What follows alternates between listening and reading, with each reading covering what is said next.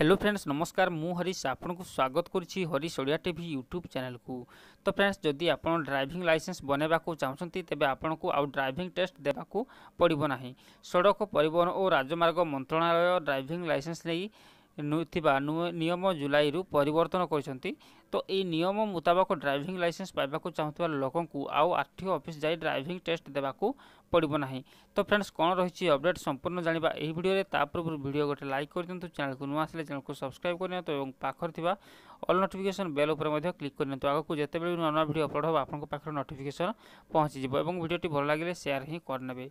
तो सड़क परिवहन और राजमार्ग मंत्रालय नुआ नियम मुताबक जदि आपण कौन मान्यता प्राप्त ड्राइविंग ट्रेनिंग सेंटर रु ट्रेनिंग नहीं तेबे ड्राइविंग लाइसेंस पाइबाकू आपण आरटीओ जाई ड्राइविंग टेस्ट देवाकू पड़ो ना।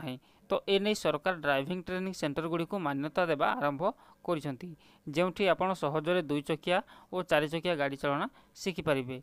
तो सरकार को नुआ नियम मुताबक आपण को ड्राइविंग ट्रेनिंग सेंटर को जाई मोटर व्हीकल कोर्स करने सह 4 सप्ताह 29 घंटा गाड़ी चलेबाकू हेबो। तो यही गाड़ी चलाना पर जदि ड्राइविंग ट्रेनिंग सेंटर रे आपण को पास कर दिए तेबे आपण को ड्राइविंग लाइसेंस पई आउ कोनोसी टेस्ट देबाकू पड़ो ना। यह व्यतीत हेवी मोटर व्हीकल तथा भारी जान चालना शिखिबार अवधि 6 सप्ताह मध्य रखा जायछि। तो यही 6 सप्ताह मध्य आपन को थियोरी प्रैक्टिकल सारिबाकू हेबो।